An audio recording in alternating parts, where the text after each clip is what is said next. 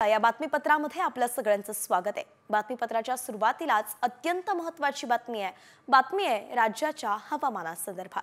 तर राज्यातल्या तापमानात पुन्हा बदल झालेला आहे। पहाटे प्रचंड गारठा जाणवतोय तर दुपारी उकाड्याचा अनुभव येतोय। एकीकडे राज्यातलं कमाल तापमान 35 पार वरती पोहोचलंय तर दुसरीकडे उत्तर महाराष्ट्रात पारा हा 10 अंशांखाली घसरलाय। अकोल्यामध्ये सर्वाधिक 36.8 अंश तापमानाची नोंद झाली तर निपाडमध्ये सर्वात कमी म्हणजेच 8 अंश सेल्सिअस इतकं तापमान होतं।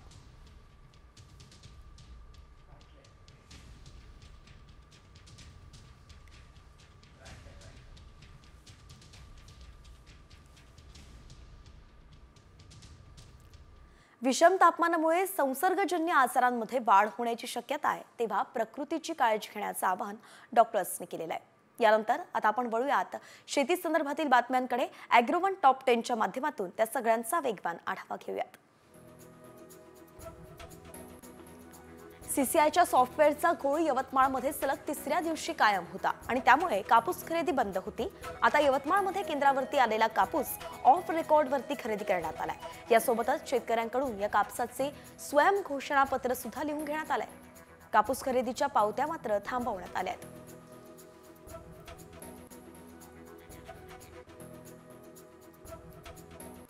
नाशिक जिल्ह्यातील खानगाव जवळील उगाव केंद्रावरती बुधवारपासून द्राक्षमणी लिलाव सुरू झाला। उत्पादित शेतीमालाची विक्री जवळच करता यावी यासाठीच उगाव इथे लिलाव सुरू करण्याचा निर्णय घेण्यात आला आणि या नियोजनामुळे शेतकऱ्यांना थेट बाजारपेठेपर्यंत प्रवेश मिळेल।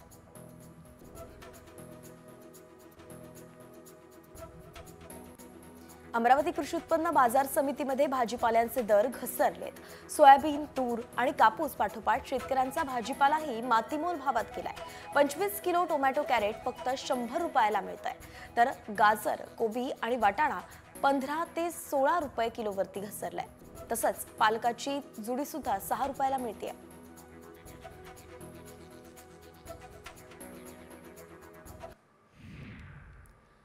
वाशिमच्या कृषी उत्पन्न बाजार समितीमध्ये चिया पिकाची खरेदी सुरू झालेली आहे। खरेदीच्या शुभमुहूर्तावरती चिया पिकाला 23,000 रुपयांचा विक्रमी भावही मिळालाय। त्यामुळे चिया उत्पादक शेतकऱ्यांनी समाधान व्यक्त केलंय।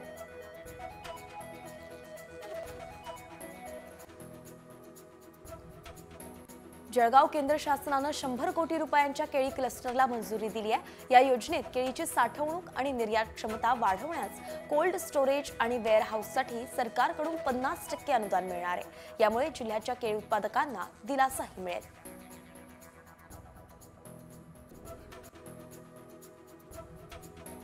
हरभऱ्याला सद्यस्थितीत अक्कलकोट तालुक्यातील दुधनीच्या बाजार समितीत हमीभावापेक्षा जादा दर मिळतोय। प्रति क्विंटल 6,400 रुपयांचा विक्रमी भाव मिळालाय आणि यामुळे शेतकऱ्यांमध्ये आनंदाचं वातावरण आहे।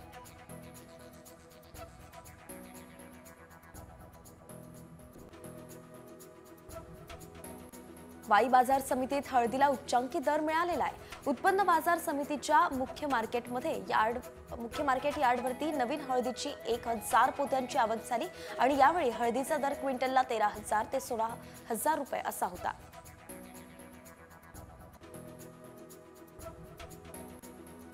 राज्याच्या काही भागात बर्ड फ्लूचा प्रादुर्भाव झाल्यामुळे मांसल कोंबडीचे दर 100हून 75 ते 70 रुपयांपर्यंत घसरले। उत्पादन खर्चही निघत नसल्याने व्यावसायिक चिंतेत आहेत। पोल्ट्रीसाठीच्या 1 दिवसाच्या पिलाचे दर हे 50 रुपयांवरती गेले होते, ते आता 45 रुपयांवरती आलेत।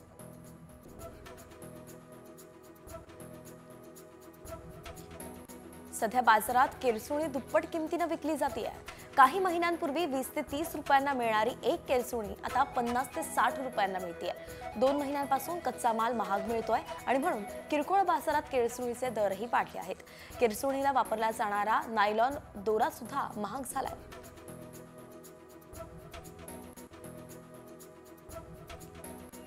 धुळ्यातील निमगुळमध्ये सीसीआय केंद्र पुन्हा सुरू करावं अशी मागणी शेतकऱ्यांनी प्रशासनाला केली आहे। त्यासाठी त्यांनी ग्रामपंचायतीसमोर निदर्शनं केली। कापसाचे भाव वाढतील या आशेने शेतकऱ्यांकडे मोठ्या प्रमाणात कापूस शिल्लक आहे, मात्र ते वाढण्याऐवजी कमी होत असल्याने शेतकरी चिंतेत सापडलाय।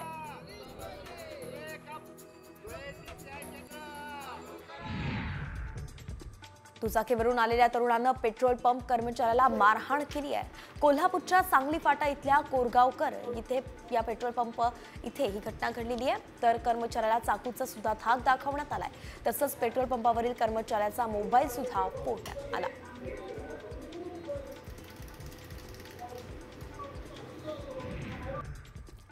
पाण्यासाठी आक्रमक झालेल्या ग्रामस्थांनी चक्क सरपंचाच्या कपड्यावरती बेईमान सरपंच असं लिहिलंय। यवतमाळच्या पुसद तालुक्यातील सावरगाव इथली घटना आहे। गेल्या 3 वर्षांपासून पाणी पुरवठा योजना अपूर्ण असल्यानं ग्रामस्थ आक्रमक झालेत। सरपंचाच्या कपड्यावरती बेईमान लिहून दोरीनं बांधून ठेवण्यात आलं।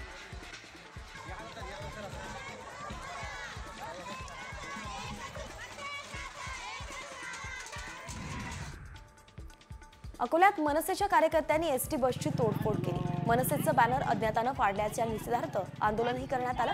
यावेळी कार्यकर्त्यांनी एसटी बसला लक्ष्य केलं। या प्रकरणी मनसेच्या कार्यकर्त्यांवरती गुन्हा दाखल करण्यात आलाय।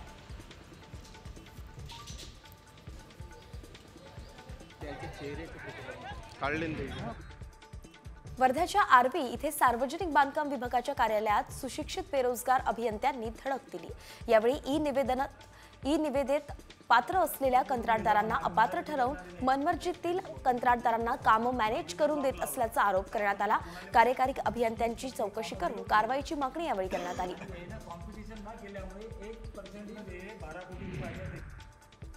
बीड शहरातील मुख्य रस्त्यावरती अतिक्रमण करणाऱ्या विविध व्यावसायिकांवरती नगरपालिकेच्या वतीनं तोडक कारवाई करण्यात आली। नोटीस बजावून सुद्धा अतिक्रमण काढण्यात आलं नसल्यानं प्रशासनानं 200हून अधिक अतिक्रमणधारकांवरती तोडक कारवाई केली आहे।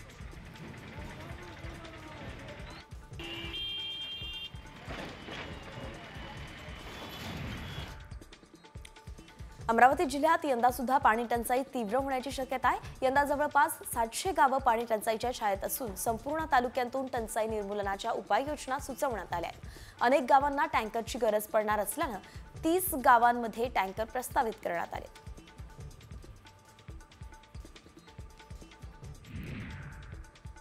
सांगलीचे मुख्यमंत्री युवा कार्य प्रशिक्षणार्थी मुंबईला अर्धनग्न चालत जाण्याचा निर्धार केलेला आहे। सांगलीतील एका मेळाव्यात हा निर्धार करण्यात आलाय।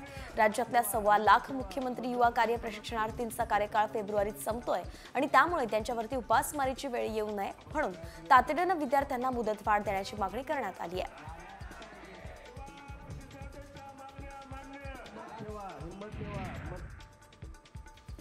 जुन्नरच्या आळेफाटा परिसरात उभ्या असलेल्या ट्रकमधून डिझेल चोरी केल्याचा प्रकार समोर आलाय। डिझेल चोरणाऱ्या परराज्यातील 5 आरोपींना आळेफाटा पोलिसांनी अटक केली आहे। त्यांच्याकडून 200 लिटर डिझेलचा साठा आणि एका गाडीसह 15 लाखांचा मुद्देमाल जप्त करण्यात आलाय।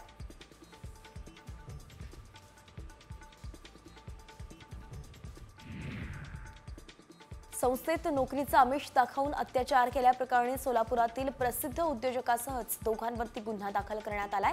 या प्रकरणातील पीडित महिलेविरुद्ध सुद्धा 1 कोटी रुपयांची खंडणी मागितल्याप्रकरणी गुन्हा नोंद करण्यात आलेला आहे।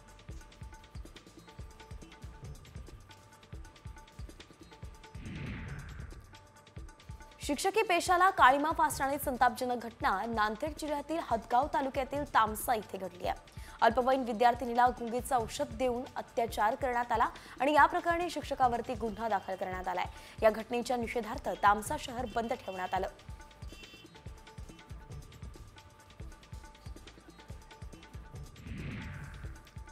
कोल्हापूर जिल्ह्यात तब्बल 108 जणांवरती कारवाई करत 35 लाखांचा गांजा पोलिसांनी जप्त केलाय। तर गांजा विक्रेत्यांची धिंड काढायला सुरुवात केली आहे। मात्र एवढ्या मोठ्या प्रमाणात गांजा येतो कुठून याचा शोध सध्या पोलीस प्रशासन घेत आहे।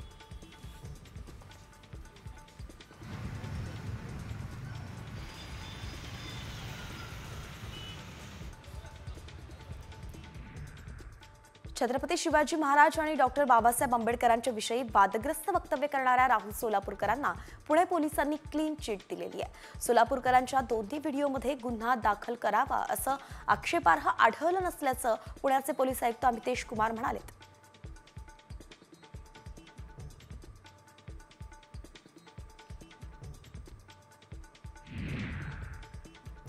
यूट्यूबर रणवीर अलाहाबादी याच्या वादग्रस्त विधानानंतर आता इंडियाज गॉट टॅलेंट शो पोलिसांच्या रडारवरती आलेला आहे। पहिल्या एपिसोडपासून ते 6व्या एपिसोडपर्यंतचे सर्व एपिसोड्स सायबर सेलच्या रडारवरती आलेत. एवढंच नाही तर या शोमध्ये उपस्थित लावलेल्या सर्व 30 ते 40 सेलिब्रिटींना सुद्धा सायबर सेलनं समन्स बजावलंय.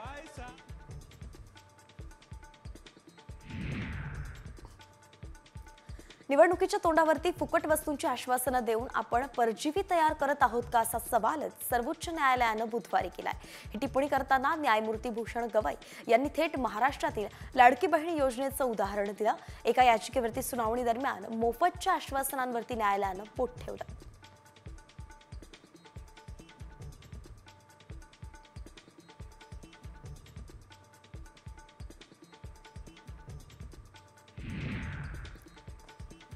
स्वच्छ मुंबईसाठी 100 दिवसांचा कृती आराखडा अंतर्गत संपूर्ण मुंबई महानगरपालिका क्षेत्रात शून्य कचरा मोहीम राबवण्यात येते. कचरा मुक्तीसाठी महापालिकेनं विविध उपाययोजना सुरू केल्या असून स्वच्छ मुंबईसाठी प्रयत्न सुरू केलाय. या अंतर्गत कचरामुक्त तास मोहीम राबवण्यात येते.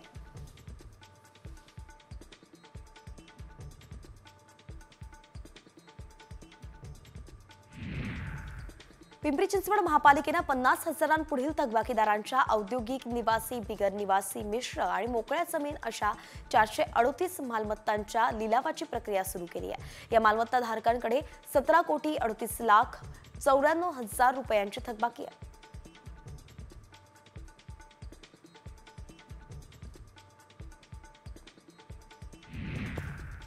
केंद्र सरकार व्हिसा पासपोर्टशिवाय भारतात प्रवेश करण्याबाबत कडक कायदा आणणार आहे. जर एखादा परदेशी नागरिक वैध पासपोर्ट किंवा व्हिसाशिवाय भारतात प्रवेश करत असेल तर त्याला 5 वर्षांपर्यंत तुरुंगवास आणि 5 लाख रुपयांपर्यंत दंड होऊ शकतो.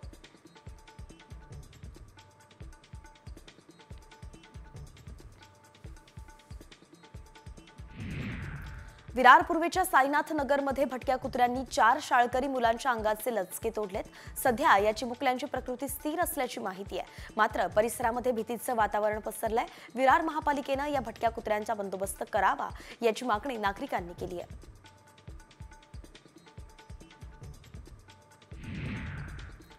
राज्यात जीबीएस रुग्णांची नवी आकडेवारी समोर आलेली आहे. गेल्या 24 तासांत जीबीएसच्या एका रुग्णाची भर पडली आहे. राज्यात जीबीएसचे एकूण 203 रुग्ण झाले आहेत. आतापर्यंत 109 रुग्णांना डिस्चार्ज मिळाला असून 54 रुग्णांवरती आयसीयूमध्ये उपचार सुरू आहेत, तर 20 जण व्हेंटिलेटरवरती आहेत.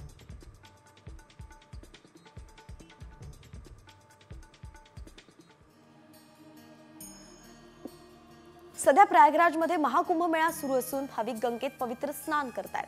मात्र कोट्यवधी भाविकांनी स्नान केल्यानंतर सुद्धा गंगा नदी शुद्धच आहे.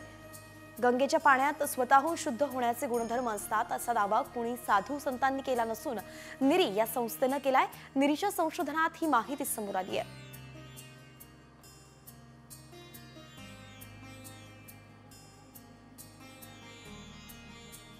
महाकुंभ मेळ्यात माघ पौर्णिमेच्या निमित्तानं त्रिवेणी संगमावरती हजारो भाविकांनी पवित्र स्नान केलं. या विशेष प्रसंगी साधू संत आणि भाविकांवरती हेलिकॉप्टरद्वारे फुलांचा वर्षाव करण्यात आला.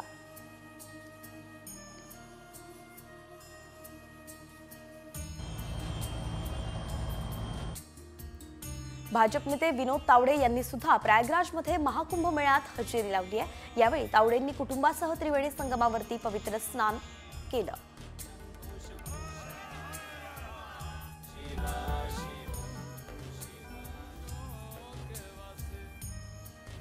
कुंभमेळ्यात व्हायरल झालेली मोनालिसा चक्क लखपती झाली आहे. मोनालिसाला एका ज्वेलरी ब्रँडच्या दागिन्यांचं प्रमोशन करणार आहे. त्यासाठी तिला तब्बल 15 लाख रुपये मिळणार आहेत. प्रयागराजमधील महाकुंभ मेळ्यात माळा विकणारी मोनालिसा फोटो तिचा व्हायरल झाला होता आणि तिच्या सुंदर डोळ्यांमुळे अगदी कमी वेळातच ती चर्चेचा विषय ठरली होती.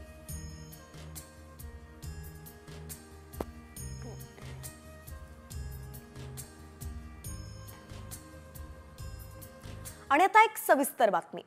अन्न आणि औषध प्रशासन मंत्री नरहरी झिरवळ ऍक्शन मोडवरती आलेत. नरहरी झिरवळांच्या उपस्थितीत नवी मुंबईच्या वाशी टोल नाक्यावरती दुधाची तपासणी करण्यात आली आहे. वाशी टोल नाक्यावरती इतर 4ही टोल नाक्यांवरती राज्यभरातून मुंबईत येणाऱ्या दुधाची तपासणी करण्यात आली. मुंबईकरांना भेसळमुक्त दूध मिळावं यासाठी ही कारवाई करण्यात आली आहे. काम करतं हे जर सातत्यानं ठेवलं तर मला वाटतं हा प्रकार बऱ्यापैकी थांबेल. कारण आता सुद्धा इथं बऱ्याच लोकांच्या ह्याच्यात दोष दिसतो. उद्या त्याचा फायनल रिपोर्ट आल्यानंतर मी आपल्याला बरोबर बोलतो. आणि यानंतर आता इतरही राजकीय बातम्यांचा वेगवान आढावा न्यूज पॉइंट 20च्या माध्यमातून. कुडाळमध्ये माजी आमदार वैभव नाईक यांना मोठा धक्का बसलाय. कुडाळ नगर पंचायतीमधील महाविकास आघाडीच्या 7 नगरसेवकांनी भाजपमध्ये प्रवेश करण्याचं जाहीर केलंय. यात उद्धव ठाकरेंच्या पक्षाचे 5 तर काँग्रेसचे 2 असे एकूण 7 नगरसेवक भाजपमध्ये प्रवेश करणार आहेत. तर प्रदेश कार्यकारी अध्यक्ष रवींद्र चव्हाण आणि मंत्री नितेश राणेच्या उपस्थितीत हा पक्षप्रवेश झाला. आपल्याकडे जादूचं घड्याळ असल्याचं आमदार भरत गोगावलेंनी म्हटलंय. गोगावलेंच्या मनगटावरती 2 घड्याळ आहेत. याबाबत विचारलं असता गोगावलेंनी एक घड्याळ जादूचं असल्याचं म्हटलंय.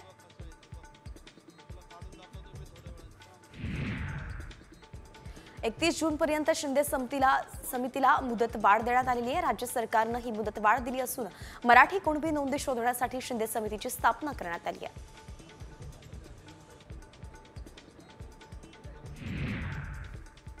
राज्यातील सर्व मदरशांची सखोल चौकशी करून तपासणी व्हावी अशी मागणी मंत्री नितेश राणेंनी केलेली आहे. मदरशांच्या चौकशीसाठी मुख्यमंत्री देवेंद्र फडणवीस यांना नितेश राणेंनी पत्रही लिहिलंय. तसंच मदरशांचा वापर हा देशविरोधी कारवाई करण्यासाठी होत असल्याचा आरोप नितेश राणेंनी केलाय. बावनकुळेंनी महाविकास आघाडीला डिवचलंय. आम्ही पराभवातून शिकलो आणि जिंकलो. मात्र महाविकास आघाडीनं 90-90 घेऊन युती केली. 90 घेतल्यानं महाविकास आघाडीची युती तुटली असा खोचक टोला बावनकुळेंनी लगावलाय.